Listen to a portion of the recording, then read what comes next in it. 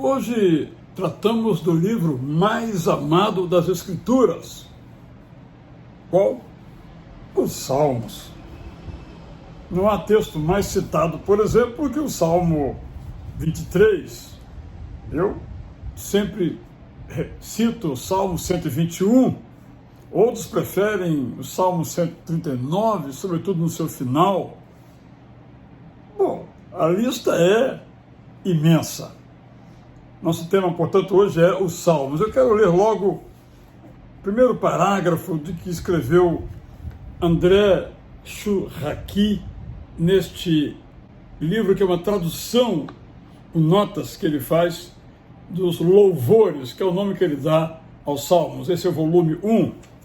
Ele começa assim: nascemos com este livro nas entranhas, um pequeno livro, 150 poemas, 150 degraus, erigidos entre a morte e a vida, 150 espelhos de nossas revoltas e de nossas fidelidades, de nossas agonias e de nossas ressurreições. Mais do que um livro, um ser vivo que fala, que nos fala, que sofre, que geme e que morre, que ressuscita e canta no limiar da eternidade. E nos toma, e nos arrebata, a nós e aos séculos dos séculos, do começo ao fim. Esse livro, continua Churraqui, guarda um mistério para que as gerações não cessem de voltar a esse canto, de se purificar nessa fonte, de interrogar cada versículo, cada palavra da antiga prece, como se seus ritmos tivessem a pulsação dos mundos. O mundo nele se reconheceu. E aqui ele prossegue nesta belíssima introdução aos Salmos ou louvores. Portanto, são poemas, e o livro dos Salmos, assim chamado, o Saltério, é uma coleção desses poemas cantados, ou coleção de louvores do povo de Israel. Desde o século XIV, porque o Salmo 90 é atribuído a Moisés, e essa época de Moisés, 15, 14, mas os eventos são mais ligados ao final, século XIV, e o último, em termos de data dos Salmos, provavelmente é o Salmo 137, que fala de uma realidade vivida na terra depois que os judeus voltaram do exílio. Essa volta se deu aí no século V, portanto, percorre aí um milênio, vamos dizer assim. E aquilo que André Churraqui falou, de fato, a gente faz a leitura e concorda plenamente com aquelas observações. O livro, portanto, dos Salmos são 150, em 2.461 versículos. E para ler, apenas ler, o livro todo, com todos os 150 salmos, vamos precisar aí de umas 7 horas. Nós, hoje, sempre queremos saber quem escreveu o quê. Então, a primeira pergunta que nós temos quando lemos um salmo é quem escreveu o salmo. Na verdade, nós pouco sabemos sobre esses autores e pouco sabemos sobre o contexto histórico em que esse salmo foi produzido.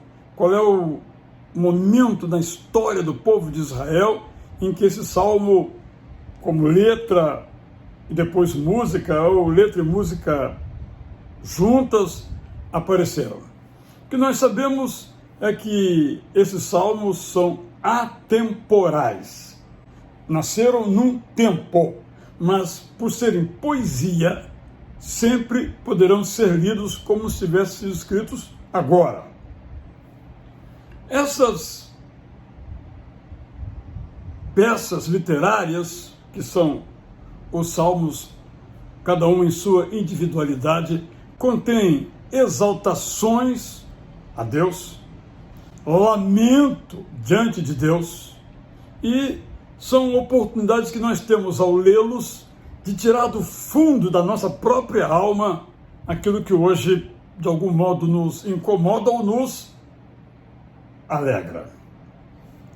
Por isso, gosto muito da expressão de John Stott, está aqui nesse livro, Salmos Favoritos. Ele diz o seguinte: seja qual for o estado espiritual de cada um de nós, eu posso acrescentar também emocional, sempre, certamente há um salmo que reflete essa nossa condição, esse nosso estado. Seja de triunfo ou derrota, tem um salmo. Seja de entusiasmo ou depressão, tem um salmo. Seja de alegria ou tristeza, tem um salmo. Seja de gratidão ou arrependimento, tem um salmo. Seja de admiração ou raiva, tem um salmo. Felizes as palavras aqui que eu adaptei de John Stott. Por isso, quanto mais nós lemos, memorizamos, pensamos e oramos os salmos, mas nós compreendemos quem Deus é, mas nós o adoramos. Os salmos, primeiramente, foram preparados pelos seus autores. Vamos nos lembrar numa época de uma tecnologia de escrita comparada à nossa muito diferente. Há salmos que foram escritos na pedra. Há salmos que já foram escritos num papiro. O fato é que, ao longo desse período, provavelmente entre os séculos III e II, esses salmos foram colecionados. Agora observe bem. Esta coleção está organizada. Não é algo aleatório. Pegou um monte de salmo e foi colocando atrás do outro, não. Vou mostrar isso agora. Então, o livro dos Salmos tem 5 partes, bem claramente marcadas. Tem uma introduçãozinha, um epílogo e 5 partes. Primeira parte, ou primeiro livro. O prólogo ocupa os Salmos 1 e 2. E o final, ou a sua finalização, coda, o epílogo, está nos 5 salmos finais, 146 ao 150. Entre esses dois extremos está o livro 1, que vai essa parte do Salmo 3 ao Salmo 41. Como nós sabemos que terminou a série? Primeiro porque todos eles são pedidos de proteção diante dos inimigos. E a série, ou a sessão, ou o livro termina com amém e amém. Aí começa uma outra série, uma outra temporada, podemos dizer assim, outra estação, um outro livro. Livro 2, que ocupa os Salmos 42 a 72, e geralmente são gritos de misericórdia, e terminam com amém e amém.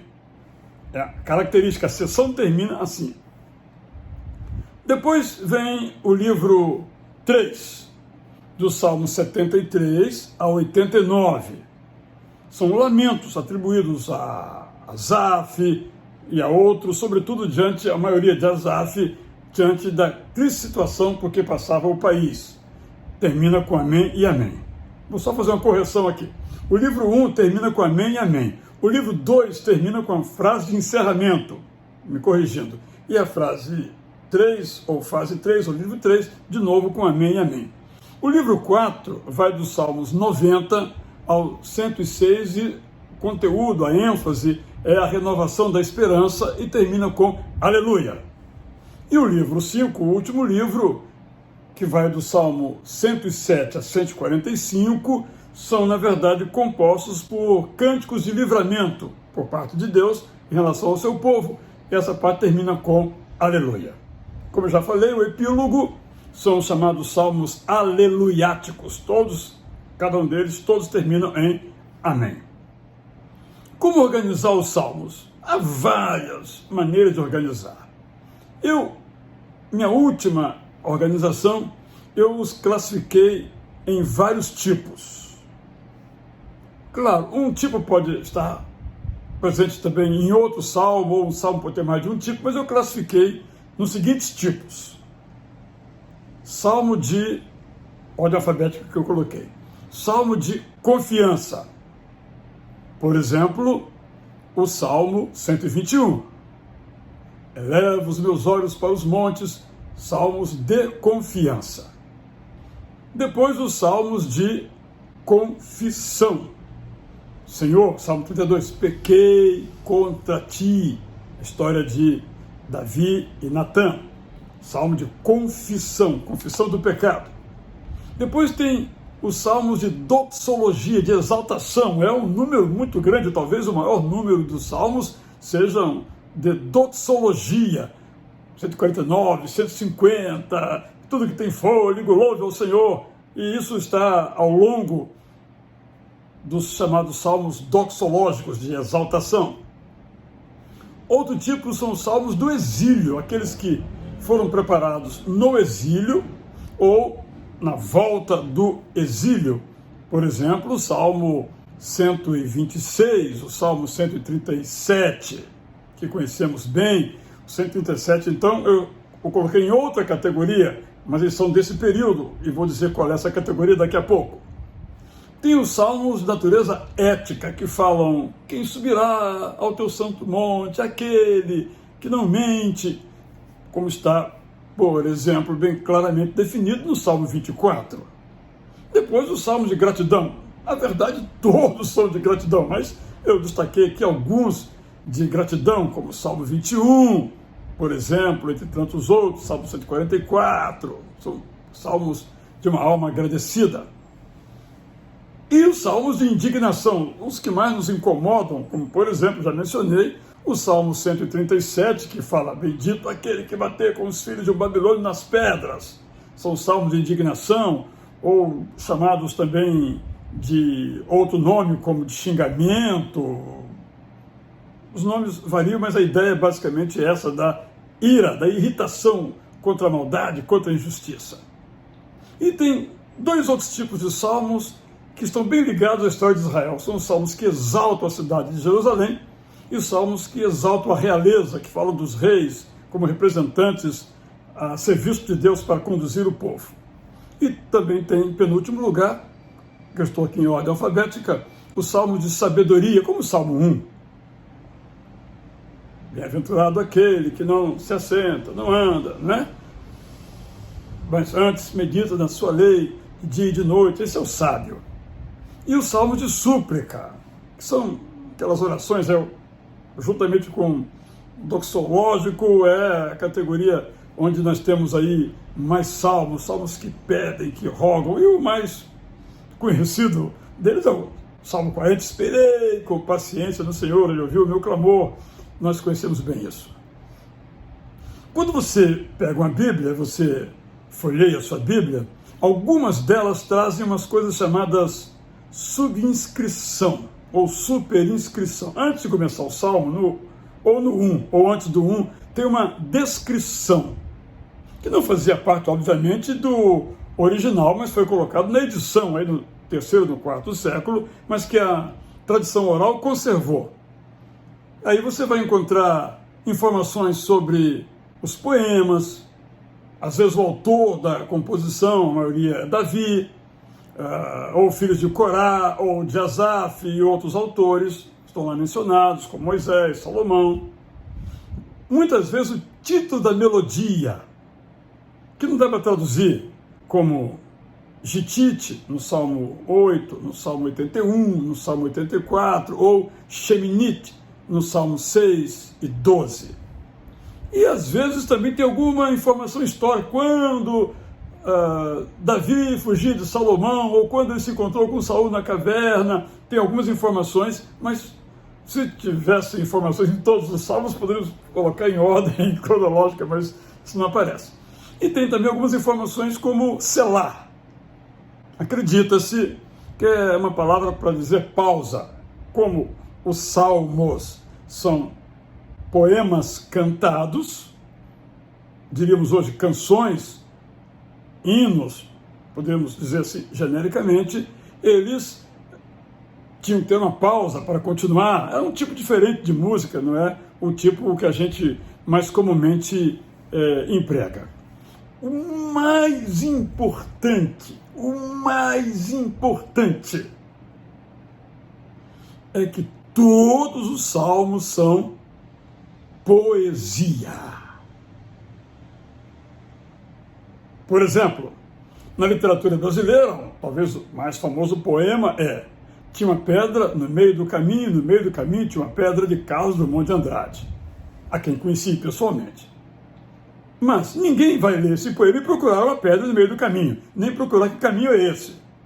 É uma metáfora para discorrer a dificuldade que o poeta imaginariamente estava enfrentando.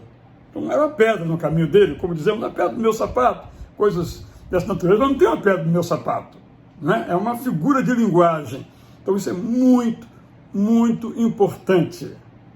A poesia hebraica é riquíssima, uma das mais lindas do mundo, cheias de figuras de linguagem, especialmente de metáforas. Essa poesia hebraica não tem rima. Parte da história da poesia mundial foi feita com rimas durante uns 3 a 4 séculos. Depois, hoje a rima existe, mas não é obrigatória num poema. Os poetas hebreus não conheciam a rima, mas eles faziam a sua poesia através do ritmo e através daquilo que se chama paralelismo. Eu quero explicar o que é o paralelismo. Basicamente, a palavra já diz tudo. É que uma ideia é muito similar à outra. Então, um verso é muito similar ao segundo verso, ou a parte de um verso, a segunda parte é similar, de um certo modo, à primeira parte. Então eu vou destacar aqui os tipos de paralelismo. O mais conhecido, mais utilizado, é o paralelismo sinonímico, isto é, em que a segunda parte do verso repete a ideia do primeiro, não as palavras, mas a ideia. Por exemplo, Salmo 2:2. Os reis da terra se levantam. Parte A. Parte B. Os príncipes juntos se mancomunam contra o Senhor. Qual é a ideia? A mesma. Reis e príncipes, os mesmos.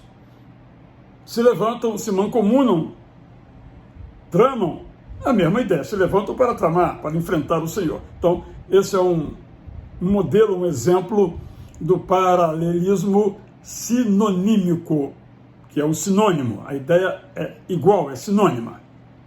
Esse paralelismo pode ser sintético, definir, ou progressivo, em que o segundo verso acrescenta algo ao primeiro. Leio o Salmo 139, muito querido, verso 4. Sem que haja uma palavra na minha língua, primeira frase. Eis que, ó Senhor, tudo conheces, segunda frase. As duas frases são paralelas, mas não são sinônimas, são sintéticas. Contém, de certo modo, a mesma verdade, mas de uma outra maneira. Sem que haja uma palavra na minha língua, descai ou se completa na segunda. Eis que, ó Senhor, tudo conheces. Tem um terceiro tipo de paralelismo que é o culminante, em que os versos vão crescendo em significado até um clímax. Dou um exemplo. Salmo 29, versos 1 e 2. Atribuam ao Senhor, ó séries celestiais. Atribuam ao Senhor glória e força. Atribuam ao Senhor a glória que seu nome merece. Atribuam ou adorem o Senhor no esplendor do seu santuário. Uma ideia, e ela foi crescendo até alcançar um clímax, que é: adore o Senhor no esplendor do seu santuário.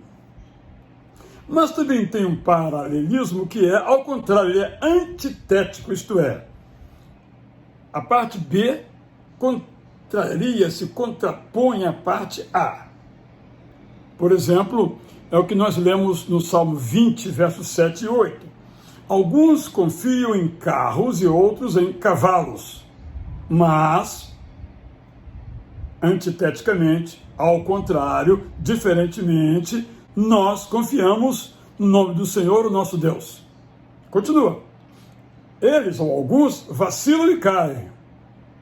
Mas o paralelismo antitético diz: nós, diferentemente, nos erguemos e estamos firmes. Vou agora ao salmo chamado de paralelismo incompleto, em que o primeiro elemento do verso é omitido no segundo, fica subentendido. Vou dar um exemplo, Salmo 24, 1. Do Senhor é a terra e tudo que nela existe, o mundo e os que nele vivem. A segunda parte quer dizer o seguinte: a primeira, do Senhor é a terra e tudo que nele existe. A segunda é: o mundo e tudo que nele existe também é do Senhor. É a mesma ideia, mas a segunda parte é incompleta em relação à primeira, porque está subentendida. Vou ler agora alguns versos do Salmo 30, em que esses elementos do paralelismo estão juntos. A ti, Senhor, clamei, ao Senhor pedi misericórdia. Paralelismo sintético. Primeira linha é igual à segunda. A ideia, não a forma. Se eu morrer, se eu descer a cova, que é a mesma coisa que morrer e descer a cova, que vantagem haverá? Acaso o pó te louvará? Proclamará a tua fidelidade? Uma espécie de antítese. Ouve, Senhor, e tem misericórdia de mim. Aí, de novo, a linha seguinte: Senhor, se tu meu auxílio. É a mesma coisa do anterior, tem misericórdia. Se meu auxílio é a mesma coisa. Mudaste, olha de novo o paralelismo aqui. Mudaste o meu pranto em dança. Mudaste a minha veste de lamento em veste de alegria. Mesma ideia. Para que o meu coração, um complemento, cante louvores, a ti não se cale. Senhor meu Deus, eu te darei graças para sempre. Então, nós temos que entender esse gênero poético dos Salmos, que é um gênero exclusivo na literatura mundial.